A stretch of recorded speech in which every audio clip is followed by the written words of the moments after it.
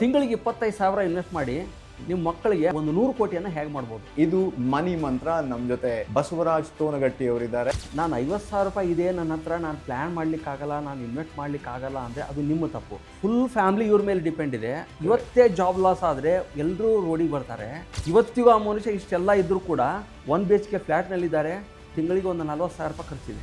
Is monthly take home is 4.5 lakh rupees. ಅವ್ರ ಖರ್ಚು ಎಷ್ಟಿದೆ ಅಂತ ನೋಡಿದಾಗ ನನಗೆ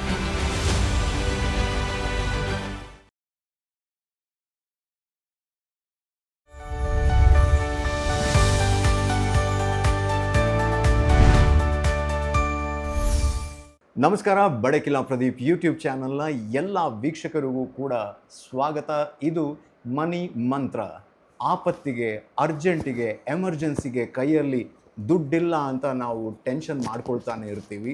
ಈ ಥರದ ಎಲ್ಲ ಟೆನ್ಷನ್ಗಳನ್ನು ನಾವೆಲ್ಲರೂ ಕೂಡ ಹೊಂದಿರ್ತೀವಿ. ಅದನ್ನು ದೂರ ಮಾಡಬೇಕು ಅನ್ನೋ ಉದ್ದೇಶದಿಂದಾನೇ ನಾನು ಅಡ್ವೈಸ್ ತಗೊಳ್ತಾ ನಿಮಗೂ ಕೂಡ ಆ ಅಡ್ವೈಸ್ಗಳನ್ನು ತಿಳಿಸುವಂತಹ ಒಂದು ಅವಕಾಶವನ್ನು ಈ ಸೀರೀಸ್ ಮೂಲಕ ಸೃಷ್ಟಿಸ್ತಾ ಇದ್ದೀವಿ. ಇದು ಮನಿ ಮಂತ್ರ. ನಮ್ಮ ಜೊತೆ ಬಸವರಾಜ್ ತೋನಗಟ್ಟಿ ಅವರಿದ್ದಾರೆ. ಅವರು ಸೆಬಿ ರಿಜಿಸ್ಟರ್ಡ್ ಫೈನಾನ್ಷಿಯಲ್ ಪ್ಲ್ಯಾನರ್. ಕಳೆದ ಹಲವಾರು ವರ್ಷಗಳಿಂದ ಅವರು ಹಲವಾರು ಸಾವಿರ ಮಂದಿಯ ಫೈನಾನ್ಷಿಯಲ್ ಪ್ಲ್ಯಾನಿಂಗನ್ನು ಸಪೋರ್ಟ್ ಮಾಡ್ತಾ ಇದ್ದಾರೆ. ಅವರು ನಮಗೂ ಕೂಡ ಇನ್ನು ಮುಂದೆ ಸಹಾಯ ಮಾಡ್ತಾರೆ. ಅವ್ರನ್ನ ಕಾರ್ಯಕ್ರಮಕ್ಕೆ ಸ್ವಾಗತ ಮಾಡೋಣ. ನಮಸ್ಕಾರ. ನಮಸ್ಕಾರ. Thank you so much. Thank you. ನಮಗೆ ಮುಖ್ಯವಾಗಿ ಬೇಕಾಗಿದ್ದು ಪ್ಲ್ಯಾನಿಂಗು, ಫೈನಾನ್ಷಿಯಲ್ಲು. ಸೊ ಅದರಲ್ಲೇ ಎಕ್ಸ್ಪರ್ಟ್ ಆಗಿರುವಂಥ ನೀವು ಇವತ್ತು ಬಂದಿದ್ದೀರಿ ಅಂತಂದರೆ ನಮ್ಮ ಫೈನಾನ್ಷಿಯಲ್ ಪ್ಲ್ಯಾನಿಂಗ್ ಕೂಡ ಇನ್ನು ಮುಂದೆ ಗಟ್ಟಿ ಆಗುತ್ತೆ ಅನ್ನೋ ಧೈರ್ಯದಿಂದ ಶುರು ಮಾಡೋಣ. ಮುಖ್ಯವಾಗಿ ಈ ಸೇವಿಂಗ್ ಅನ್ನೋದು ದೊಡ್ಡ ಪೆಡಂಭೂತ. ಅದು ಹೇಗೆ ಮಾಡೋದು ಅನ್ನೋದೇ ದೊಡ್ಡ ಟೆನ್ಷನ್ನು. ಸೊ ತುಂಬ ಅರ್ನ್ ಮಾಡೋರ್ದು ಬೇರೆ ಟೆನ್ಷನ್ನು, ತುಂಬ ಕಮ್ಮಿ ಅರ್ನ್ ಮಾಡೋರ್ದು ಅದು ಇನ್ನೊಂದು ದೊಡ್ಡ ಟೆನ್ಷನ್ನು. ಸೊ ನಿಮ್ಮ ಪ್ರಕಾರ ಈ ಒಂದು 40-50 ಸಾವಿರ ಸ್ಯಾಲ್ರಿ ಇದ್ದುಕೊಂಡು ಕೂಡ ಅವರು ಕೋಟ್ಯಾಧಿಪತಿ ಆಗ್ಬೋದಾ ಅಂತ? ನೋಡಿ, ನಾವೇನು ತಿಳ್ಕೊಂಡಿದ್ದೀವಿ ಅಂದರೆ ಈ ಫೈನಾನ್ಷಿಯಲ್ ಪ್ಲ್ಯಾನಿಂಗ್ ಅಂದ ತಕ್ಷಣ ಇದು ಬರೀ ಹಣ ಇದ್ದವರಿಗೆ ಅಥವಾ ತುಂಬ ಆಸ್ತಿ ಅಂಥವ್ರು ಇದ್ದವರಿಗೆ ಮಾತ್ರ ಅಂತ ತಿಳ್ಕೊಂಡಿದ್ದೀವಿ. ಆ ಥರ ಏನಿಲ್ಲ. ಫೈನಾನ್ಷಿಯಲ್ ಪ್ಲ್ಯಾನಿಂಗ್ ಅನ್ನೋದು ಅಥವಾ ನಮ್ಮದು ಬಜೆಟಿಂಗು ಮತ್ತು ಇನ್ವೆಸ್ಟ್ಮೆಂಟ್ ಅನ್ನೋದು ಯಾರೇ ಇರಲಿ, ಇವನ್ ಒಂದು 100 ರೂಪಾಯಿ ಅರ್ನ್ ಮಾಡ್ತಾಯಿದ್ರು ಕೂಡ ಅವ್ರು ಬಜೆಟಿಂಗ್ ಮಾಡಲೇಬೇಕು, ಅವ್ರು ಇನ್ವೆಸ್ಟ್ಮೆಂಟ್ ಮಾಡಲೇಬೇಕು. ಸೊ ಅದಕ್ಕೋಸ್ಕರ ನಾನು 50,000 ರೂಪಾಯಿ ಇದೆ ನನ್ನ ಹತ್ರ, ನಾನು ಪ್ಲ್ಯಾನ್ ಮಾಡಲಿಕ್ಕಾಗಲ್ಲ, ನಾನು ಇನ್ವೆಸ್ಟ್ ಮಾಡಲಿಕ್ಕಾಗಲ್ಲ ಅಂದರೆ ಅದು ನಿಮ್ಮ ತಪ್ಪು. ಈಗ ಒಂದು ಎಕ್ಸಾಂಪಲ್ ಹೇಳ್ತೀನಿ ನಿಮಗೆ. ನನ್ನ ಹತ್ರ ಎಷ್ಟೋ ಜನ ಕ್ಲೈಂಟ್ಸ್ ಬರ್ತಾರೆ. ಒಂದಿಷ್ಟು ಎಕ್ಸ್ಟ್ರೀಮ್ ಎಕ್ಸಾಂಪಲ್ಸ್ ತೊಗೋಬೇಕಂದ್ರೆ, ಒಬ್ಬರು ನನ್ನ ಕ್ಲೈಂಟು ಗಂಡ ಹೆಂಡತಿ ಇಲ್ಲೇ ಬೆಂಗಳೂರಲ್ಲೇ ಇದ್ದಾರೆ. And they are working in one big MNC. ಹೆಂಡತಿ ಹೌಸ್ ವೈಫು, ಇಬ್ಬರು ಚಿಕ್ಕ ಮಕ್ಕಳಿದ್ದಾರೆ, ಬಾಡಿಗೆ ಮನೆಯಲ್ಲಿದ್ದಾರೆ. He's monthly take home is 4.5 lakh rupees. 4.5 lakh ತಿಂಗಳಿಗೆ. ಅದ್ರ ಜೊತೆಗೆ ಪ್ರತಿ ತಿಂಗಳ ಅವನಿಗೆ 4 ಲಕ್ಷ ಎಂಪ್ಲಾಯರ್ ಸ್ಟಾಕ್ಸ್ ಬರುತ್ತೆ. ಓಕೆ. ಸೊ ಅಂದಾಜು ತಿಂಗಳಿಗೆ ಎಷ್ಟಾಯಿತು? 8.5 ಲಕ್ಷ ಆಯಿತು. ಸೊ 8.5 ಲಕ್ಷ ನಮ್ಮ ಬೆಂಗಳೂರು ಲೆವೆಲ್ಗೆ ನಾವೇನು ತಿಳ್ಕೊತೀವಿ ಅಂದರೆ ಅವ್ರು ನಮಗಿಂತ ತುಂಬಾ ಲೆವೆಲಲ್ಲೇ ಇದ್ದಾರೆ ಅಂತ ತಿಳ್ಕೊಂತೀವಿ. ಅಂದ್ರೆ ಬಟ್ ಸಾಧಾರಣ ವರ್ಷಕ್ಕೆ ಆಲ್ಮೋಸ್ಟ್ 1 ಕೋಟಿ ಹತ್ರ ಆಯ್ತು. 1 ಕೋಟಿ ಹತ್ರ. ಬಟ್ ನಾನು ಪ್ಲಾನ್ ಮಾಡಿದಾಗ ಅಥವಾ ಅವ್ರದ್ದು ಖರ್ಚು ಎಷ್ಟಿದೆ ಅಥವಾ ಅವ್ರದ್ದು ಇನ್ಕಮ್, ಈಗ ನಾನು ಹೇಳಿದೆ ಅವ್ರ ಖರ್ಚು ಎಷ್ಟಿದೆ ಅಂತ ನೋಡಿದಾಗ ನನಗೆ ಶಾಕ್ ಆಯಿತು. ಓಕೆ.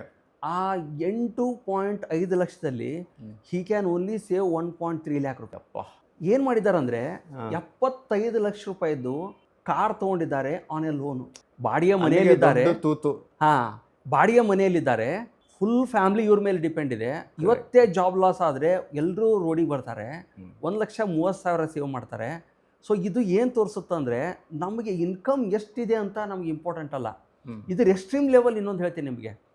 ಕೋವಿಡ್ ಟೈಮ್ದಲ್ಲಿ, ಕೋವಿಡ್ ಆದ ತಕ್ಷಣ ನನಗೊಬ್ಬರು ಕ್ಲೈಂಟ್ ಪುನಾದಿಂದ ನನಗೆ ಅಪ್ರೋಚ್ ಮಾಡಿದರು. ಫೈನಾನ್ಷಿಯಲ್ ಪ್ಲ್ಯಾನಿಂಗ್ಗೆ ನನಗೆ ಅಪ್ರೋಚ್ ಮಾಡಿದರು. ಅವರು ಅಂಥ ದೊಡ್ಡ ಎಜುಕೇಟೆಡ್ ಆಗಿ ಸಾಫ್ಟ್ವೇರ್ ಕಂಪ್ನಿಯಲ್ಲಿ ವರ್ಕ್ ಮಾಡೋರಲ್ಲ, ಏನಲ್ಲ, ಡಿಪ್ಲೊಮಾ ಮೆಕ್ಯಾನಿಕಲ್ ಮುಗಿಸಿ ಒಂದು ಮೆಕ್ಯಾನಿಕಲ್ ಕಂಪ್ನಿಯಲ್ಲಿ ಪುನಾದಲ್ಲಿ ವರ್ಕ್ ಮಾಡ್ತಾಯಿದ್ರು. ಕೋವಿಡ್ ಆಗಿದ್ದಕ್ಕೋಸ್ಕರ ಅವ್ರಿಗೆ ಜಾಬ್ ಲಾಸ್ ಆಯಿತು. ಜಾಬ್ ಲಾಸ್ ಆದ ತಕ್ಷಣ ನನಗೆ ಅಪ್ರೋಚ್ ಮಾಡಿದಾಗ ಅವರು ಅಸೆಟ್ಟು ಎಲ್ಲ ನೋಡಿದಾಗ ಅವರು 47 ವರ್ಷ ವಯಸ್ಸು. ಸೊ 47 ವರ್ಷ ವಯಸ್ಸು. ಅವರು ಎಲ್ಲ ಅಸೆಟ್ ಹೇಗೆ ಕ್ರಿಯೇಟ್ ಮಾಡಿದ್ದಾರೆ ಅಂದರೆ he can easily retire in another 1 year. Okay. ಮಗುವಿನ ಎಜುಕೇಷನ್, ಒಂದು ಮಗು ಇದೆ, ಒಂದು ಮಗುವಿನ ಎಜುಕೇಷನಿಗೂ ದುಡ್ಡು ಇಟ್ಬಿಟ್ಟಿದ್ದಾರೆ, ಗ್ರ್ಯಾಜುಯೇಷನಿಗೆ, ಪೋಸ್ಟ್ ಗ್ರ್ಯಾಜುಯೇಷನಿಗೆ. ಇದು ಬಿಟ್ಟು 1.5 ಕೋಟಿ ಉಳಿತು. ಇದನ್ನೆಲ್ಲ ಅವರು ಅಕ್ಯುಮುಲೇಟ್ ಮಾಡ್ಕೊಂಡಿದ್ದು ಅವರು ತಮ್ಮ ಸಣ್ಣ ಸ್ಯಾಲ್ರಿಯಿಂದ. ಓಕೆ. ಇವತ್ತಿಗೂ ಆ ಮನುಷ್ಯ ಇಷ್ಟೆಲ್ಲ ಇದ್ದರೂ ಕೂಡ 1 BHK ಫ್ಲ್ಯಾಟ್ನಲ್ಲಿದ್ದಾರೆ. ತಿಂಗಳಿಗೆ ಒಂದು 40,000 ರೂಪಾಯಿ ಖರ್ಚಿದೆ. ಇದು ಎರಡು ಎಕ್ಸ್ಟ್ರೀಮ್ ನಾನು ಯಾಕೆ ಹೇಳ್ತಾ ಇದ್ದೀನಿ ಅಂದರೆ ನಮ್ಮ ಇನ್ಕಮ್ ನಮ್ಮನ್ನು ವೆಲ್ತ್ ಕ್ರಿಯೇಟ್ ಮಾಡಲ್ಲ. ಓಕೆ. ನಾವು 100 ರೂಪಾಯಿ ಅರ್ನ್ ಮಾಡಿಬಿಟ್ಟು 80 ರೂಪಾಯಿ ನಾವು ಸ್ಪೆಂಡ್ ಮಾಡ್ತಾ ಇದ್ರೆ 20 ರೂಪಾಯಿ ಉಳಿಸ್ದೋ ಆಗುತ್ತೆ. ಸೊ ಅದೇ ಥರ ಈಗ 50 ರೂಪಾಯಿ ಅರ್ನ್ ಮಾಡೋನು 30 ರೂಪಾಯಿ ಖರ್ಚು ಮಾಡಿ 20 ರೂಪಾಯಿ ಸೇವ್ ಮಾಡ್ತಾ ಇದ್ರೆ ಇಬ್ರು ಒಂದೇ ಇಬ್ರು ಒಂದೇ ಆಯ್ತಲ್ಲ? ಲೆವೆಲ್ಗೆ ಆಗ್ತಾರೆ. ಸೊ ನಾವೇನು ತಿಳ್ಕೊಂಡಿದ್ವಿ ಅಂದರೆ 50,000 ಅರ್ನ್ ಮಾಡೋದಿದ್ರೆ ನಮಗೆ ಆಸ್ತಿ ಮಾಡೋಕ್ಕಾಗಲ್ಲ, ಸಂಪತ್ತು ಮಾಡೋಕ್ಕಾಗಲ್ಲ, ಅಥವಾ ನಾವು ಫೈನಾನ್ಷಿಯಲ್ ಪ್ಲ್ಯಾನಿಂಗು ಅದ್ರ ಬಗ್ಗೆ ನಾವು ತಿಳ್ಕೊಳ್ಳೋದೇ ಬೇಡ, ಯಾಕಂದರೆ ನಾವು ಅದಕ್ಕೆ ಎಲಿಜಿಬಲ್ ಇಲ್ಲ ಅಂತ ತಿಳ್ಕೊತೀವಿ. ರೈಟ್. ಬಟ್ ನಾನು ಎಷ್ಟು ಅರ್ನ್ ಮಾಡ್ತೀನಿ ಅನ್ನೋದು ಇಂಪಾರ್ಟೆಂಟ್ ಅಲ್ಲ, ನಾನು ಎಷ್ಟು ಸೇವ್ ಮಾಡ್ತೀನಿ ಅನ್ನೋದು ತುಂಬ ಇಂಪಾರ್ಟೆಂಟ್ ಆಗುತ್ತೆ. ಸೊ ಅದಕ್ಕೋಸ್ಕರ ಇದನ್ನು ತಿಳ್ಕೊಂಡ್ಬಿಟ್ಟು ನಾವು ಪ್ಲ್ಯಾನ್ ಮಾಡೋದು ಒಳ್ಳೆಯದು. ಆದರೆ ನಂಗೆ ಇದ್ರ ಬಗ್ಗೆ ಒಂದು ಉತ್ತರ ಬೇಕು, ಹೇಗೆ ಕೋಟ್ಯಾಧಿಪತಿ ಹೇಗೆ ಆಗೋದು ಅನ್ನೋದು ಹೇಗೆ ಅಂತ ಹೇಳಬೇಕು. ಆದರೆ ಅದಕ್ಕಿಂತ ಮೊದಲು ಏನು ಅಂತಂದರೆ, ನಾವು ಹೀಗೆ ಸೇವ್ ಮಾಡ್ತಾ ಕೂತ್ಕೊಂಡ್ರೆ ಮೇನ್ ಕ್ವಶನ್ ಏನು ಬರೋದು ಅಂತಂದರೆ, ನಮ್ಮ ಲೈಫನ್ನು ಅಂದರೆ ತುಂಬ ನಮ್ಗೆ ಹೇಗೆ ಬೇಕೋ ಆ ಥರ ಲೀಡ್ ಮಾಡೋಕ್ಕಾಗಲ್ಲ, ಉಳಿಸೋದೇ ಆಗೋಯ್ತಲ್ಲ ಅನ್ನೋದು ಒಂದು ಪ್ರಶ್ನೆ ಬರುತ್ತೆ. ಇಲ್ಲ, ಅದಕ್ಕೆ ಇದು 2 ಎಕ್ಸ್ಟ್ರೀಮ್ ನಾನು ಹೇಳಿದೆ. ಕರೆಕ್ಟ್. ಒಂದು ತುಂಬ ಪಾಪ ನೋಡಿ ಅಷ್ಟು ಇದು ಮಾಡಿ ಉಳಿಸಿದ್ದಾರೆ, ಬಟ್ 1 BHK ಎಲ್ಲ 1 BHK ಇದ್ದಾರೆ. ಇವರು ಏನೂ ಉಳಿಸಿಲ್ಲ, ಎಕ್ಸ್ಟ್ರೀಮ್ ಲೆವೆಲ್ ಇದ್ದಾರೆ. 2 ಎಕ್ಸ್ಟ್ರೀಮ್ ಲೆವೆಲ್ ಹೇಳಿದೆ ನಾನು. ಕರೆಕ್ಟ್. ಸೊ 2 ತಪ್ಪು. ಇದಕ್ಕೆ ಏನಂತಾರಂದ್ರೆ ಎರಡು ತಪ್ಪೆ. 2 ತಪ್ಪೆ. ಯಾಕೆಂದ್ರೆ ನಾನು ಅದನ್ನೇ ಹೇಳ್ತಿರ್ತೀನಿ, ಈ ಸೇವಿಂಗು ಮತ್ತು ಇನ್ವೆಸ್ಟ್ಮೆಂಟ್ ಅನ್ನೋದು ಏನಿದೆಯಲ್ಲ, ಇದು ದ ವಾರ್ ಬಿಟ್ವೀನ್, ಯುದ್ಧ ಅಂತೆ. ಇವತ್ತಲ್ಲಿ ಸೆಕ್ರಿಫೈ ವರ್ಸಸ್ ಅ ಫ್ಯೂಚರ್ ಸೆಕ್ರಿಫೈ. ನಾನು ಇವತ್ತೇನಾದರೂ ಸೆಕ್ರಿಫೈ ಮಾಡಿಬಿಟ್ಟು ಮುಂದೆ ಸೇವ್ ಮಾಡ್ತೀನಿ ಅಂದರೆ ಮುಂದಿನ ಸಂತೋಷಕ್ಕೋಸ್ಕರ. ರೈಟ್. ನಾನು ಇವತ್ತು ಸೆಕ್ರಿಫೈ ಮಾಡ್ಲಿಕ್ಕೆ ರೆಡಿ ಇಲ್ಲ ಅಂದರೆ ನಾನು ಮುಂದಲ್ದು ಸೆಕ್ರಿಫೈ ಮಾಡಬೇಕು. ಹೌದು. So it is a war between today's sacrifice versus the future sacrifice. But ಯಾವುದನ್ನು ಮಾಡಬೇಕು ಹಾಗಿದ್ರೆ? ಅದಕ್ಕೆ ಏನು ಹೇಳ್ತೀನಿ ಅಂದರೆ, ಅದಕ್ಕೆ ಈ ಬಿಹೇವಿಯರ್ ಫೈನಾನ್ಸ್ ಅಂತಾರೆ. 90% of the success in wealth creation depends on our mind set. ಅದಕ್ಕೆ ಬಿಹೇವಿಯರ್ ಫೈನಾನ್ಸ್ ಅಂತಾನೆ ಒಂದು ದೊಡ್ಡ ಇದಿದೆ. ಅದ್ರ ಬೇಕಾದ್ರೆ ಆನಂತರ ಇನ್ನೊಂದು ಎಪಿಸೋಡಲ್ಲಿ ಮಾತಾಡೋಣ. ಖಂಡಿತ ಮಾಡಬೇಕು. ಸೊ ಅಲ್ಲಿ ಏನು ಹೇಳ್ತಾರಂದ್ರೆ, ಡಿಲೇಡ್ ಗ್ರಾಟಿಫಿಕೇಶನ್ ಅಂತಾರೆ. ಡಿಲೇಡ್ ಗ್ರಾಟಿಫಿಕೇಶನ್ ಅಂದರೆ, ಇವತ್ತು ನಿಮಗೆ ಮೊಬೈಲ್ ತೊಗೋಬೇಕು ಅನ್ನಿಸ್ತು. ಈ ಫಾರ್ ಎಕ್ಸಾಂಪಲ್ ಐಫೋನ್ ಸಿಚುವೇಶನ್ ಹೇಳ್ತೀನಿ ನಾನು. ಹೌದು. 70 to 80% ಐಫೋನ್ ತೊಗೊಳ್ಳೋರು ಒಂದು ರಿಸರ್ಚ್ ಪ್ರಕಾರ EMI ದಿಂದ ತೊಗೊಂಡಿದ್ದಾರೆ, ಲೋನಿಂದ ತೊಗೊಂಡಿದ್ದಾರೆ ಅಂತ ಇದೆ. ಸೊ ನಾವು ಯಾವುದೇ ಒಂದು ವಸ್ತುವನ್ನು ತೊಗೊಳ್ಳುವಾಗ ಅಥವಾ ಯಾವುದೇ ಒಂದು ಸ್ಪೆಂಡಿಂಗ್ ಮಾಡುವಾಗ ನಮ್ಗೆ ಏನು ಅನಿಸುತ್ತಂದರೆ, ಇವತ್ತು ನಾನು ಈ ವಸ್ತುವನ್ನು ತೊಗೊಳ್ಳಿಲ್ಲ ಅಥವಾ ಈ ಏನಾದರೂ ಸ್ಪೆಂಡಿಂಗ್ ಮಾಡಲಿಲ್ಲ ಅಂದರೆ ನಾನು ಏನೂ ಮಾಡಲಿಕ್ಕೇನಾಗಲ್ಲ, ನನ್ನ ಜೀವನನೇ ಇದ್ರ ಮೇಲೆ ನಿಂತಿದೆ ಅನ್ನೋ ಲೆವೆಲ್ಗೆ ನಾವು ಎಷ್ಟು ಮೈಂಡ್ ಸೆಟ್ ಹೋಗ್ಬಿಡುತ್ತೆ. ಅಲ್ಟಿಮೇಟ್ಲಿ ಅಲ್ಲಿಗೆ ಬಂದ್ಬಿಡುತ್ತೆ. ಈಗ ಫಾರ್ ಎಕ್ಸಾಂಪಲ್ ಮೊಬೈಲು, ಕಾರು, ಇದನ್ನು ನೋಡುವಾಗ ನಮ್ಗೆ ಏನು ಅನಿಸುತ್ತಂದರೆ, ಈ ಮೊಬೈಲ್ ತೊಗೊಳ್ಳಿಲ್ಲ ಅಂದರೆ ಅಥವಾ ಈ ಕಾರ್ ತೊಗೊಳ್ಳಿಲ್ಲ ಅಂದರೆ ನನ್ನ ಜೀವನನೇ ಇಲ್ಲ ಅನ್ನೋ ಲೆವೆಲ್ಗೆ ನಾವು ಹೋಗ್ಬಿಟ್ಟು FOMO, fear of missing out. So ಸೊಸೈಟಿಯಿಂದ ನೋಡ್ತೀವಿ ಅಥವಾ ನನಗೆ ಈ ಫೀಚರ್ಸ್ ಬೇಕು ಇದನ್ನು ನೋಡ್ತೀವಿ. ಸೊ ಇದನ್ನು ಅವಾಯ್ಡ್ ಮಾಡ್ಬೇಕಂದ್ರೆ we have to practise the delayed gratification. Delayed gratification ಅಂದರೆ, ಇವತ್ತು ನಿಮಗೆ ಒಂದು ಮೊಬೈಲ್ ತೊಗೋಬೇಕಂತ ಅನ್ಸುತ್ತೆ ತಿಳ್ಕೊಳ್ಳಿ, ನೀವೆಲ್ಲ ಚೂಸ್ ಮಾಡ್ತೀರಾ, ಎಲ್ಲ ಫೀಚರ್ಸ್ ಚೆನ್ನಾಗಿದೆ ಅನಿಸುತ್ತೆ. ನೀವೇನು ಮಾಡ್ಬೇಕಂದ್ರೆ, ಇವತ್ತು ತೊಗೊಳ್ಳೋ ಬದಲು ಇದೇ ಮೊಬೈಲನ್ನು ಇನ್ನೊಂದು 2 ತಿಂಗಳು ಬಿಟ್ಟು ತೊಗೊತೀನಿ ಅಂತ ವಿಚಾರ ಮಾಡಿ. 2 ತಿಂಗಳು ಆದ ನಂತರೂ ಕೂಡ ಅದೇ ಮೊಬೈಲ್ ನಿಮ್ಗೆ ಬೇಕಂದ್ರೆ ಅವಾಗ ತೊಗೊಳ್ಳಿ. ಆ ಡಿಸೈರ್ ಇನ್ನು ಉಳ್ಕೊಂಡಿದೆಯಾ ಅಂತ, ಅನಿವಾರ್ಯತೆ ನಿಮಗಿದೆಯಾ ಅಂತ. ಒಂದನೇದ್ದು. ಎರಡನೇದ್ದು, ನಾವು ಎಲ್ಲಿ ಫೇಲ್ ಆಗ್ತಾ ಇದ್ವಿ ಅಂದರೆ, ಅದಕ್ಕೆ ಒಬ್ಬರು ಫೈನಾನ್ಷಿಯಲ್ ಎಕ್ಸ್ಪರ್ಟು ಮಾರ್ಗನ್ ಹಾಸಲ್ ಅಂತ, ಅವರು ದ ಸೈಕಾಲಜಿ ಆಫ್ ಮನಿ ಅಂತ ಒಂದು ಬುಕ್ ಬರೆದಿದ್ದಾರೆ. ಅಲ್ಲಿ ಅವರು ಅದನ್ನೇ ಹೇಳ್ತಾ ಇದ್ದಾರೆ, ಈ ಶತಮಾನದ ದೊಡ್ಡ ಅಚೀವ್ಮೆಂಟ್ ಅಂದರೆ ಎಲ್ಲರಿಗೂ ಎಷ್ಟು ಬೇಕಷ್ಟು ಆಸ್ತಿ ಮಾಡುವಷ್ಟು ಅಪಾರ್ಚುನಿಟಿ ಸಿಕ್ಕಿದೆ ಅಂತೆ. ಎಲ್ಲ ಅಪಾರ್ಚುನಿಟಿ ಇವೆ, ಹ್ಯೂಜ್ ಅಪಾರ್ಚುನಿಟಿ ಇದೆ. ಬಟ್ ಈ ಶತಮಾನದ ದೊಡ್ಡ ದುರ್ದೈವ ಅಂದರೆ, ಆ ಎಷ್ಟು ಆಸ್ತಿ ಮಾಡಿದೀವಲ್ಲ ಅದನ್ನು ಹೆಂಗೆ ಖರ್ಚು ಮಾಡ್ಬೇಕು ಅನ್ನೋದು ದಾರಿ ಸಿಕ್ಬಿಟ್ಟಿದೆ. ಸೊ ಅದಕ್ಕೋಸ್ಕರ ಡಿಫ್ರೆನ್ಸ್ ಬಿಟ್ವೀನ್ ಒಂದು ಡಿಲೇಡ್ ಗ್ರಾಟಿಫಿಕೇಶನ್ ಪ್ರಾಕ್ಟೀಸ್ ಮಾಡೋದು ಅಂದರೆ, ನನಗೆ ಇವತ್ತು ಏನೇ ಖರ್ಚು ಮಾಡ್ಬೇಕಂದ್ರೂ ಕೂಡ, ಯಾವುದೇ ಟ್ರಾವೆಲ್ ಹೋಗ್ಬೇಕಂದ್ರೆ, ಕಾರು ತೊಗೋಬೇಕಂದ್ರೆ, ಮನೆ ತೊಗೋಬೇಕಂದ್ರೂ ಕೂಡ, ಅಥವಾ ನಾನು ಯಾವುದಾದ್ರೂ ಈ ಮಾಲ್ಗೆ ಹೋಗ್ಬಿಟ್ಟು ಡ್ರೆಸ್ ತೊಗೋಬೇಕಂದ್ರೂ ಕೂಡ ಡಿಲೇಡ್ ಗ್ರಾಟಿಫಿಕೇಶನನ್ನು ನಾವು ಫಾಲೋ ಮಾಡೋದು ಇಂಪಾರ್ಟೆಂಟು. ಬೇಕು ಅಂದ ತಕ್ಷಣ ತಗೊಳ್ಳೋದಲ್ಲ, ಇನ್ಸ್ಟಂಟ್ ಗ್ರಾಟಿಫಿಕೇಶನ್ ಇರೋ ಹಾಗಿರಬಾರ್ದು. ಒಂದನೇದ್ದು. ಎರಡನೇದು, ಎರಡನೇದ್ದು ನೀವೇ ವಿಚಾರ ಮಾಡಿ, is it a need or want ಅಂತ. ರೈಟ್. ನೀಡ್ ಅಂದರೆ ಬೇಸಿಕ್ ನೀಡ್ ಇರುತ್ತೆ. ಈಗ ಒಬ್ಬ ಮನುಷ್ಯನಿಗೆ 2 ಹೊತ್ತು ಊಟ, ಒಂದು ಬಟ್ಟೆ ಬರೆ, ಮಿನಿಮಮ್ ಬಟ್ಟೆ ಬರೆ, ನಂತರ ಒಂದು ಹೊತ್ತು ಬ್ರೇಕ್ಫಾಸ್ಟು, ನಂತರ ಒಂದು ಮನೆ. ಇದಕ್ಕಿಂತ ಹೆಚ್ಚಿಗೆ ಏನಾದರೂ ಬೇಕಂದರೆ ನಾವು ಡಿಸಿಷನ್ನೇ ನಾವು ಫಾರ್ಮ್ ಮಾಡ್ದಂಗೆ.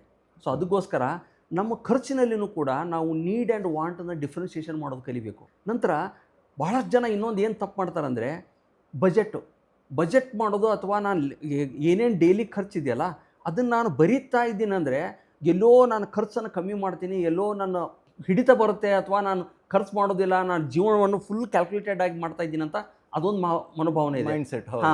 ಅದನ್ನು ಅವಾಯ್ಡ್ ಮಾಡಿಬಿಟ್ಟು ನಾನು ಹೇಳ್ತಾ ಇದ್ದೀನಿ ಅಂದರೆ, ನೀವು ಖರ್ಚು ಮಾಡಿ, ಖರ್ಚು ಮಾಡೋದು ತಪ್ಪಲ್ಲ, ನಾನು ಆಗಲೇ ಹೇಳಿದಾಗ ಎರಡೂ ಎಕ್ಸ್ಟ್ರೀಮ್, ನಾನು ಎಕ್ಸಾಂಪಲ್ ಎರಡು ಕೊಟ್ಟನಲ್ಲ, ಎರಡೂ ಎಕ್ಸ್ಟ್ರೀಮ್ ಲೆವೆಲ್ಲು, ಎರಡೂ ಎಕ್ಸ್ಟ್ರೀಮ್ ಲೆವೆಲ್ಲು ಫಾಲೋ ಮಾಡಬಾರ್ದು. ಅತಿಯಾದ ಜುಗ್ಗತನವೂ ಇರಬಾರ್ದು, ಅತಿಯಾದ ಸ್ಪೆಂಡಿಂಗು ಅದು ಎರಡೂ ಮಾನಸಿಕ ರೋಗ. ಸೊ ಅದ್ರ ಮಿಡಲ್ ಪಾತ ನಾವು ಇದನ್ನ ಮಾಡ್ಬೇಕಂದ್ರೆ ನೀಡ್ ಆ್ಯಂಡ್ ವಾಂಟ್ ನಾವು ಫಾಲೋ ಮಾಡಬೇಕು.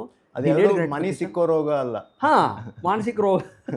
ನಂತರ ಇನ್ನೊಂದು ಮೋಸ್ಟ್ ಇಂಪಾರ್ಟೆಂಟ್ ಅಂದರೆ ಬಜೆಟಿಂಗು. ನೀವೇನೇನು ನಿಮ್ಮ ಮಂತ್ಲಿ ಅರ್ನಿಂಗ್ ಬಂದ 50,000 ಇನ್ಕಮ್ ಇದೆಯಲ್ಲ, 50,000 ಇನ್ಕಮ್ ಬಂದ ತಕ್ಷಣ ಎವ್ರಿ ಡೇ ಒಂದು ಯಾವುದಾದ್ರೂ ಡೈರಿ ಮಾಡಿ ಅಥವಾ ನಿಮ್ಮ ಮೊಬೈಲ್ದಲ್ಲಿ ಯಾವುದಾದ್ರೂ ಆ್ಯಪ್ ಡೌನ್ಲೋಡ್ ಮಾಡ್ಕೊಂಡ್ಬಿಟ್ಟು ಎವ್ರಿ ಡೇ ಎಲ್ಲದ ಖರ್ಚನ್ನು ಬರ್ಲಿಕ್ಕೆ ಸ್ಟಾರ್ಟ್. ಅದು ಬೇಕು. ಅದು ನಿಮಗೆ ಏನು ತೋರಿಸುತ್ತೆ ಅಂದರೆ ನನ್ನ ಲೂಪ್ ಹೋಲ್ ಎಲ್ಲಿದೆ ಅಂತ, ನನ್ನ ಅನ್ನೆಸೆಸರಿ ಖರ್ಚಿದೆ ಎಲ್ಲಿದೆ ಅಂತ, ಫುಡ್ಡಿಗೋ ಆಗಿದೆಯೋ ಅಥವಾ ನನ್ನ ಟ್ರಾವೆಲ್ಗಿದೆಯೋ ಅಥವಾ ಈ ಇನ್ಸ್ಟಂಟ್ ಗ್ರ್ಯಾಟಿಫಿಕೇಷನಿಂದ ಏನಾದರೂ ಅನ್ನೆಸೆಸರಿ ಖರ್ಚು ಮಾಡ್ತಾ ಇದ್ದೀನೋ, ಇದನ್ನು ಐಡೆಂಟಿಫೈ ಮಾಡಲಿಕ್ಕೆ ನಾವು ಬಜೆಟ್ ಮಾಡಲೇಬೇಕು. ಇದನ್ನು ಮಾಡಿದ ನಂತರ ನೀವು ಎಲ್ಲೆಲ್ಲಿ ಕಟ್ ಮಾಡಬೇಕು ಅಲ್ಲೆಲ್ಲಿ ಕಟ್ ಮಾಡ್ಬೋದು. ಸೊ ನಾನು ಬೇಸಿಕ್ ನೀಡ್ಸ್ಗೋಸ್ಕರ, ಈಗ ಊಟ ತಿಂಡಿ ಇಂಥದಕ್ಕೋಸ್ಕರ, ಬಟ್ಟೆ ಬರೆಗೋಸ್ಕರ ನಾನು ಕಮ್ಮಿ ಮಾಡಿ ಅಂತ ಹೇಳಲ್ಲ. ಬಟ್ ಅನ್ನೆಸೆಸರಿ ಖರ್ಚು ಏನಿದೆ ಅಥವಾ ಇನ್ಸ್ಟಂಟ್ ಗ್ರ್ಯಾಟಿಫಿಕೇಷನಿಂದ ನೀವೇನು ನಿಮ್ಮ ಈ ಓವರ್ ಆಲ್ ಅರ್ನಿಂಗ್ ಕೆಪಾಸಿಟಿಯನ್ನು ಹಾಳು ಮಾಡ್ತಾ ಇದ್ದೀರಲ್ಲ, ಅದನ್ನು ಅವಾಯ್ಡ್ ಮಾಡೋದು ಬೆಟರ್ ಅಂತ ಹೇಳ್ತೀನಿ. ಆ್ಯಂಡ್ ಮೋಸ್ಟ್ ಇಂಪಾರ್ಟೆಂಟ್ ಆಗಿ ಈ ವೆಲ್ತ್ ಕ್ರಿಯೇಷನ್ ಜರ್ನಿ ಏನಿದೆಯಲ್ಲ, ಇದನ್ನು ಡಿಪೆಂಡ್ ಆಗಿರೋದು ನಾವು ಹೈಸ್ಕೂಲ್ ಡೇಸಲ್ಲಿ ಇದ್ದಾಗಲೇ ಒಂದು ಫಾರ್ಮುಲಾ ಕಲ್ತಿದ್ದೀವಿ. ಆ ಫಾರ್ಮುಲಾ ಮೇಲೇ ಡಿಪೆಂಡ್ ಇದೆ. ಯಾವುದು? ಅದು ಕಂಪೌಂಡಿಂಗ್ ಫಾರ್ಮುಲಾ ಅಥವಾ ಚಕ್ರಬಡ್ಡಿ. ಓಕೆ. ನಾವು ಎಷ್ಟೇ ಏನೇ ಮಾಡಿದ್ರು ಜಗತ್ತಿನಲ್ಲಿ ಏನೇ ಅಚೀವ್ಮೆಂಟ್ ಮಾಡ್ಬೇಕಂದ್ರು, ಫೈನಾನ್ಷಿಯಲಿ ಆಗಲಿ, ಪ್ರೊಫೆಷ್ನಲಿ ಆಗಲಿ, ಹೆಲ್ತ್ ಆಗಲಿ, ಎಲ್ಲದೂ ಡಿಪೆಂಡ್ ಇರೋದು ಆ ಕಂಪೌಂಡಿಂಗ್ ಫಾರ್ಮುಲಾ ಮೇಲೆ. ಬಟ್ ನಮಗೆ ಏನು ಮಾಡಿದ್ರು ಅಂದರೆ ಶಾಲೆಯಲ್ಲಿ ಕಲಿಸುವಾಗ ಆ ಕಂಪೌಂಡಿಂಗ್ ಫಾರ್ಮುಲಾ ಅಥವಾ ಚಕ್ರ ಬಡ್ಡಿಯನ್ನು ಬರೀ ಆ ಮ್ಯಾಥಮೆಟಿಕ್ಸ್ ಕ್ಯಾಲ್ಕುಲೇಷನ್ಗೆ ಮಾತ್ರ ಮಾಡಿಬಿಟ್ರು. ಜೀವನಕ್ಕೆ ಹೇಗೆ ಅಂತ ಅದನ್ನು ಅಳವಡಿಸೋಕೆ ಆಗಲಿಲ್ಲ. ನಮ್ಮ ಪ್ರೊಫೆಷನ್ನಿಗೂ ನಾವು ಅಳವಡಿಸ್ಬೋದು, ನಮ್ಮ ಹೆಲ್ತಿಗೂ ಅಳವಡಿಸ್ಬೋದು, ನಮ್ಮ ವೆಲ್ತ್ ಕ್ರಿಯೇಷನ್ಗೂ ಅಳವಡಿಸ್ಬೋದು. ಫಾರ್ ಎಕ್ಸಾಂಪಲ್, ಈ ಕಂಪೌಂಡಿಂಗ್ ಫಾರ್ಮುಲಾ ಅಂದರೆ, ಚಕ್ರ ಬಡ್ಡಿ ಅಂದರೆ, ನೀವು ಎಷ್ಟು ದುಡ್ಡು ಹಾಕ್ತೀರಾ, ಎಷ್ಟು ವೇಟ್ ಮಾಡ್ತೀರಾ ಮತ್ತು ಯಾವ ಇನ್ಸ್ಟ್ರೂಮೆಂಟ್ದಲ್ಲಿ ಹಾಕ್ತೀರಾ ಅನ್ನೋದು ಇಂಪಾರ್ಟೆಂಟು. ಸೊ ಅದರ ಬೇಸ್ ಮೇಲೆ ಕಂಪೌಂಡಿಂಗ್ ಆಗ್ತಾ ಹೋಗುತ್ತೆ ಅಥವಾ ಚಕ್ರ ಬಡ್ಡಿ ಆಗ್ತಾ ಹೋಗ್ಬಿಟ್ಟು ನಿಮ್ಗೆ ರಿಟರ್ನ್ಸ್ ಬರುತ್ತೆ. ಸೊ ಆ ಚಕ್ರ ಬಡ್ಡಿ ಇಂಪ್ಯಾಕ್ಟ್ ಆಗಬೇಕಂದ್ರೆ ನಿಮಗೆ ತುಂಬ ಲಾಂಗ್ ಟರ್ಮ್ ಆಗಿ ವೆಲ್ತ್ ಕ್ರಿಯೇಟ್ ಮಾಡಿ. ಯಾರೇ ಜಗತ್ತಿನಲ್ಲಿ ವೆಲ್ತ್ ಕ್ರಿಯೇಟ್ ಮಾಡಿದವ್ರು ನೋಡಿ, ಯಾರೂ ಇನ್ಸ್ಟೆಂಟಾಗಿ ಸಾವುಕಾರ ಆದವ್ರು ಯಾರೂ ಇಲ್ಲ. ಆದರೂ ಉಳಿಯಲ್ಲ. ಯಾಕಂದರೆ ಆ ಕೆಪಾಸಿಟಿ ನಿಮ್ಮ ಹತ್ರ ಇರೋಲ್ಲ ಅಂತ ತಡ್ಕೊಳ್ಳಿಕ್ಕೆ. ಸೊ ಡಿಲೇಡ್ ಗ್ರ್ಯಾಟಿಫಿಕೇಷನಿಂದ ನಂತರ ಲಾಂಗ್ ಟರ್ಮ್ ವೆಲ್ತ್ ಕ್ರಿಯೇಟ್ ಮಾಡಿದವರೇ ಇದ್ದಾರೆ. ಫಾರ್ ಎಕ್ಸಾಂಪಲ್, ಅದಕ್ಕೊಂದು ಆರ್ಟಿಕಲ್ ಬರೆದೆ ನಾನು ಇದರಲ್ಲಿ. ತಿಂಗಳಿಗೆ 25,000 ಇನ್ವೆಸ್ಟ್ ಮಾಡಿ ನಿಮ್ಮ ಮಕ್ಕಳಿಗೆ 100 crore, 100 ಕೋಟಿಯನ್ನು ಹೇಗೆ ಮಾಡ್ಬೋದು. ತುಂಬ ಆಸೆ ಹುಟ್ಟಿಸ್ತೆ. ಓಕೆ. ಸೊ ಬಟ್ ಹೆಂಗೆ ಅಂತ ಹೇಳ್ತೀನಿ. ಮಗು ಹುಟ್ಟಿದ ತಕ್ಷಣ 25,000 ಸ್ಟಾರ್ಟ್ ಮಾಡೋದು. ಯಾವುದೇ ಎಕ್ಸಾಗ್ರೇಟೆಡ್ 25-30% ರಿಟರ್ನ್ಸ್ ಏನು ಬೇಕಾಗಿಲ್ಲ. ಓಕೆ. ಒಂದು 10% ರಿಟರ್ನ್ಸ್ ಹಿಡಿಯೋಣ. ಓಕೆ. ಪ್ರತಿ ತಿಂಗಳ 25,000 ಸ್ಟಾರ್ಟ್ ಮಾಡ್ತೀರಾ. ವರ್ಷಕ್ಕೆ 3 ಲಕ್ಷ. ವರ್ಷಕ್ಕೆ 3 ಲಕ್ಷ. ಆ 3 ಲಕ್ಷನ ಎವ್ರಿ ಇಯರ್ ಒಂದು 5% ಇನ್ಕ್ರೀಸ್ ಮಾಡ್ತಾ ಹೋಗ್ತೀರಾ. ಅದು ಕೂಡ ಕಾಂಪೌಂಡಿಂಗ್. ಯಾಕಂದರೆ ನಿಮ್ಮ ಸ್ಯಾಲ್ರಿನೂ ಇನ್ಕ್ರೀಸ್ ಆಗುತ್ತೆ ಅಥವಾ ನಿಮ್ಮ ಇನ್ಕಮು ಇನ್ಕ್ರೀಸ್ ಆಗುತ್ತೆ ಅಂತ ಒಂದು 5% ಇನ್ಕ್ರೀಸ್ ಮಾಡ್ತಾ ಹೋಗ್ತೀರಾ. ಆ ಮಗು 20 ವರ್ಷ ಆಗೋವರೆಗೆ ಮಾತ್ರ ಇನ್ವೆಸ್ಟ್ ಮಾಡ್ತೀರಾ, ಮತ್ತೆ ಬಿಟ್ಬಿಡ್ತೀರಾ. ಬಿಟ್ಟ ತಕ್ಷಣ ಆ ಮಗು 60 ವರ್ಷ ಆದಾಗ ಈ 25,000 ಪ್ರತಿ ತಿಂಗಳ ನೀವು ಮಾಡ್ತಾ ಹೋಗಿರೋದು, 20 ವರ್ಷ ಮಾಡ್ತಾ ಹೋಗಿರೋದು ಆ ಮಗುವಿಗೆ ಒಂದು 100 ಕೋಟಿ ಆಗುತ್ತೆ. 100 ಕೋಟಿ ಇವತ್ತಿಗೆ ದೊಡ್ಡದು ಅನಿಸ್ಬೋದು. ಯಾರಾದರೂ ಕ್ವಶನ್ ಕೇಳ್ಬೋದು, ಕೌಂಟರ್ ಕ್ವಶನ್ ಕೇಳ್ಬೋದು, ಆ 100 ಕೋಟಿ ವ್ಯಾಲ್ಯೂ ಇನ್ನು 60 ವರ್ಷ ಆದ ನಂತರ ಎಷ್ಟು ಇರುತ್ತೆ ಅಂತ. ಕರೆಕ್ಟ್. ಬಟ್ ನಾನು ಏನು ಹೇಳಿಕ್ಕೆ ಬಯಸ್ತಾ ಇದ್ದೀನಿ ಅಂದರೆ, ಇನ್ಫ್ಲೇಷನ್ ಅಡ್ಜಸ್ಟೆಡ್ ಆಗೇ ಆಗುತ್ತೆ, ವ್ಯಾಲ್ಯೂ ಕಮ್ಮಿ ಆಗುತ್ತೆ. ಕರೆಕ್ಟ್. ಬಟ್ ಇದು ಏನು ತೋರಿಸ್ಕೊಡುತ್ತಂದರೆ, ನೀವು 50,000 ಇನ್ಕಮ್ಮಿಂದನೂ ನೀವು ಕೋಟ್ಯಾಧಿಪತಿ ಆಗ್ಬೋದು. ಕನ್ಸಿಸ್ಟೆನ್ಸಿ ಬೇಕು. ನಂತರ ಒಂದು ಇದನ್ನೇ ಮಾಡ್ತಾನೆ ಹೋಗೋದು. ಯಾವುದೂ ಅದಕ್ಕೆ ಶಾರ್ಟ್ಕಟ್ ಇಲ್ಲ. ಈ ವೆಲ್ತ್ ಕ್ರಿಯೇಷನ್ಗೆ ನಾವು ಶಾರ್ಟ್ಕಟ್ ಏನಾದರೂ ಹುಡುಕ್ಲಿಕ್ಕೆ ಹೋದಾಗಲೇ ನಾವು ಹಳ್ಳಕ್ಕೆ ಬೀಳೋದು. ಈಗ ನೀವು ಹಿಸ್ಟ್ರಿಯಲ್ಲಿ ಯಾವುದೇ ಫೈನಾನ್ಷಿಯಲ್ ಸ್ಕ್ಯಾಮ್ ತೆಗೆದು ನೋಡಿ, ಯಾವುದೇ ಶಾರ್ಟ್ಕಟ್ಗಳೇ, ಎಲ್ಲ ಶಾರ್ಟ್ಕಟ್. ಒಂದು ಫಿಯರು, ಗ್ರೀಡು, ಇವು ಎರಡರಿಂದ ನಾವು ದುರಾಸೆಯಿಂದ ದುಡ್ಡು ಯಾರೋ ಮಾಡ್ತಾರೆ ಅಂತ ಹೇಳಿದ ತಕ್ಷಣ ನಾನು ಅದನ್ನೇ ಹೇಳ್ತಾ ಇರ್ತೇನೆ. ಅದಕ್ಕೆ ನಿಮಗೆ ಎಲ್ಲೇ ಇನ್ವೆಸ್ಟ್ ಮಾಡಿ, ಬ್ಯಾಂಕ್, ನ್ಯಾಷನಲೈಸ್ ಬ್ಯಾಂಕ್ FDಕ್ಕಿಂತ ಹೆಚ್ಚಿಗೆ ರಿಟರ್ನ್ಸ್ ಕೊಡ್ತಾರಂತ ಯಾರಾದರೂ ನಿಮಗೆ ಭರವಸೆ ಕೊಡ್ತಾ ಇದ್ರೆ ರಿಸ್ಕ್ ಇದ್ದೇ ಇದೆ. ಆ ರಿಸ್ಕ್ ಯಾವ್ದು ಅನ್ನೋದನ್ನ ನೀವು ಅಂಡರ್ಸ್ಟ್ಯಾಂಡಿಂಗ್ ಮಾಡ್ಕೋಬೇಕು. ಅಂಡರ್ಸ್ಟ್ಯಾಂಡಿಂಗ್ ಮಾಡ್ಕೊಂಡ್ಬಿಟ್ಟು ಮಾಡೋದು ಒಳ್ಳೆಯದು. ಸೊ ಅದಕ್ಕೋಸ್ಕರ ಈ ಬೇಸಿಕ್ಸನ್ನು ಫಾಲೋ ಮಾಡಿದ್ರೆ, ಒಂದು ಡಿಲೇಡ್ ಗ್ರ್ಯಾಟಿಫಿಕೇಷನ್ನು, ಎರಡನೇದು ನಿಮ್ಮ ನೀಡ್ಸ್ ಆ್ಯಂಡ್ ವಾಂಟ್ಸನ್ನು ನೀವು ಐಡೆಂಟಿಫೈ ಮಾಡೋದು. ನಂತರ ಈ ವೆಲ್ತ್ ಕ್ರಿಯೇಷನ್ ಜರ್ನಿ ಅನ್ನೋದು ತುಂಬ ಲಾಂಗ್ ಟರ್ಮ್ ಇರೋದ್ರಿಂದ ಇದನ್ನು ಬೇಗ ಸ್ಟಾರ್ಟ್ ಮಾಡಿದರೆ ಒಳ್ಳೆಯದು. ಬೇಗ ಸ್ಟಾರ್ಟ್ ಮಾಡೋದು ಒಳ್ಳೆಯದು. ಎಷ್ಟು ಬೇಗ? ಇವತ್ತು ನಿಮ್ಗೆ ಇವತ್ತು ಜ್ಞಾನೋದಯ ಆಗುತ್ತಲ್ಲ, ಇವತ್ತು ಸ್ಟಾರ್ಟ್ ಮಾಡಿ. ಅದಕ್ಕೆ ಒಂದಿಷ್ಟು ಜನ ಕೇಳ್ತಿರ್ತಾರೆ, ಇವತ್ತು ಮಾಡಲಾ ನಾಳೆ ಮಾಡಲಾ ಅಂದ್ಬಿಟ್ಟು. ಒಳ್ಳೆ ಕೆಲಸ ಮಾಡಲಿಕ್ಕೆ ಮುಹೂರ್ತ ಯಾವಾಗಲೂ ಒಳ್ಳೇದೇ ಇರುತ್ತೆ. ನಾನು ಕೆಟ್ಟದ್ದು ಮಾಡ್ಬೇಕಾದ್ರೆ ಅಥವಾ ಏನಾದ್ರು ಮಾಡ್ಬೇಕಾದ್ರೆ ಮುಹೂರ್ತ ಚೂಸ್ ಮಾಡಬೇಕು. ಸೊ ಒಳ್ಳೆದನ್ನ ಯಾವ ಕ್ಷಣದಲ್ಲಿ ಯೋಚಿಸ್ತೀರಾ ಅವಾಗಲೇ ಮಾಡ್ಬೋದು. ಸೊ ಅದಕ್ಕೋಸ್ಕರ ನಿಮ್ಗೆ ಇವತ್ತು ಜ್ಞಾನೋದಯ ಆದರೆ ಇವತ್ತೇ ಫಸ್ಟ್ ಬಜೆಟಿಂಗ್ ಸ್ಟಾರ್ಟ್ ಮಾಡ್ಕೊಳ್ಳಿ. ಎಷ್ಟು ದುಡ್ಡು ಉಳಿಯುತ್ತೆ. ನಾನು ಈಗ ನೀವು 50,000 ಸ್ಯಾಲ್ರಿ ಇದೆ ಅಂದರೆ ನಿಮ್ಮ ಮನೆ ಖರ್ಚು ಬಾಡಿಗೆ ಎಲ್ಲದು ಹಿಡಿದ್ಬಿಟ್ಟು ಒಂದು 25-30,000 ಉಳಿತಿದೆ ಅಂದರೆ 25-30,000 ಖರ್ಚಾಗ್ತಾ ಇದೆ ಅಂದ ತಕ್ಷಣ ಒಂದು 15-20,000 ಉಳಿತಿರುತ್ತಲ್ಲ, ಅದರಿಂದನೂ ಸ್ಟಾರ್ಟ್ ಮಾಡಿ. ಅದೇ 10-15,000 ರೂಪಾಯಿಂದನೂ ನೀವು 10 ವರ್ಷ 15 ವರ್ಷ ಇನ್ವೆಸ್ಟ್ ಮಾಡಿದರೆ you can create a huge wealth. But ನಾವೇನು ತಿಳ್ಕೊಂಡಿದ್ದೀವಿ, 1 ಕೋಟಿ ನಮಗೆ ಎಲಿಜಿಬಲ್ ಆಗಲ್ಲ ಅಂದ್ಬಿಟ್ಟು.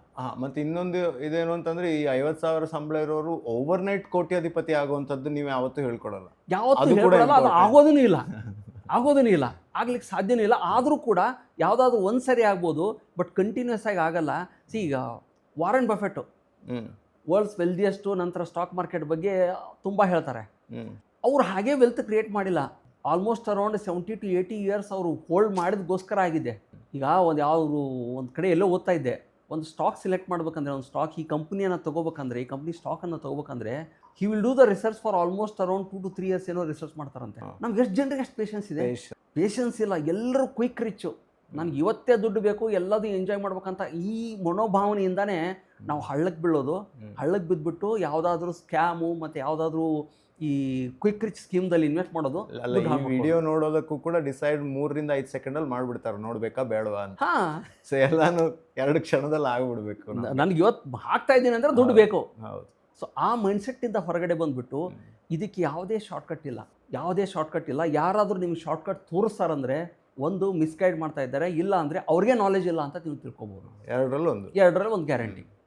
ಸೊ 50,000 ಸಂಬಳ ಇದ್ದರೂ ಕೂಡ ಕೋಟ್ಯಾಧಿಪತಿ ಆಗ್ಬೋದು. ಬಟ್ ಆ ತಾಳ್ಮೆಯನ್ನು ಬೆಳೆಸ್ಕೊಂಡು ಹೋಗೋಣ.